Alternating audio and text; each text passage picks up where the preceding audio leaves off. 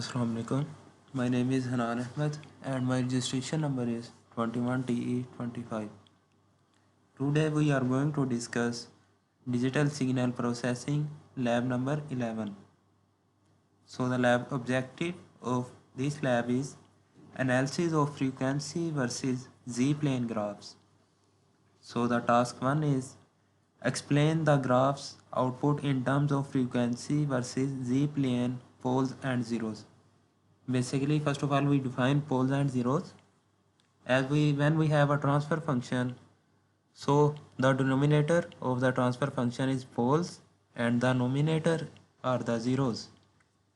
So first of all, design a low pass filter. So let's move towards source code. As we can see, we have numerator, denominator, and then transfer function, then use frequency z and then z plane command to find response. So let's simulate this code. We obtained a full plot. As we can see, we have only one zero and one pole.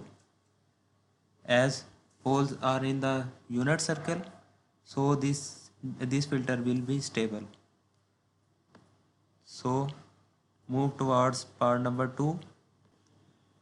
This lab has many parts and all the tasks are same and we have to find the pole zero plot. So I write all the codes in the MATLAB and then simulate one by one. So let's move towards part 2. Here we have denominator, only denominator, and then transfer function and use same command frequency z and then z plane. So simulate this code. Here we obtain pole zero plot. As we can see, we have 3 poles and 1 zeros. As two plots are conjugate to each other and only one pole are inside the unit circle, so this system will not be stable. As two poles are outside unit circle, so this filter is unstable. So let's move towards part 3. First of all, we have numerator, denominator, and then a, b, and then use transfer function, and then find frequency z and then z plane. So simulate this code.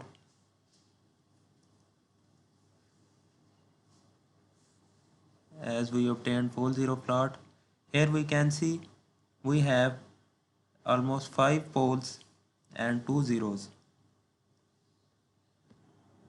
So we have 5 poles and 2 zeros in this filter.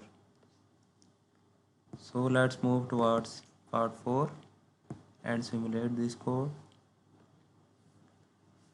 In this pole plot diagram, we can see we have 1 0 and 1 plot.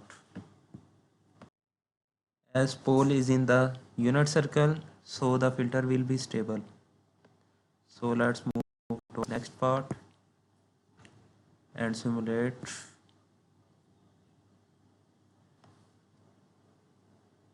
In this pole zero plot diagram, we can see we have 5 poles and as well as 5 zeros. As all the plots are inside the unit circle, so this filter will be stable. So let's move further and simulate this code.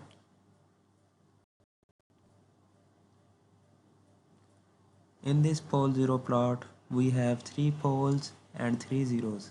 As we can see, 2 poles are conjugate to each other and they are lying outside the unit circle. So this filter will be unstable. So let's move towards next task and simulate this code.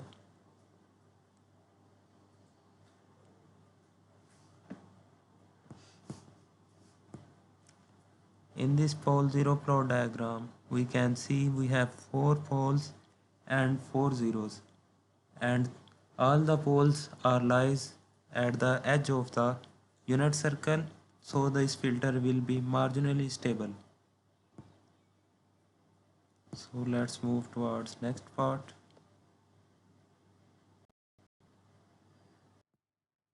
as we have 4 poles and 4 zeros in this filter as well, and all the poles are lies at the end edge of the unit circle, so this system or filter will be unstable.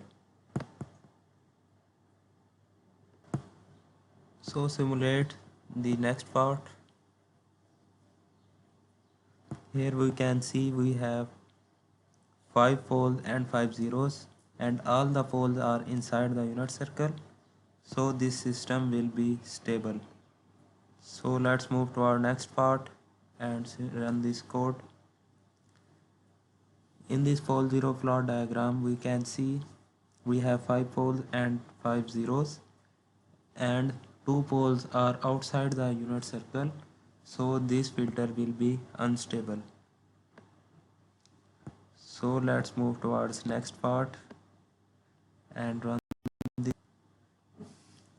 Here we can see we have 4 poles and 4 zeros, and 3 poles are outside the unit circle, though, so this system will be unstable. So let's move towards next part. Sorry, this is the last part, and we have completed the lab 11.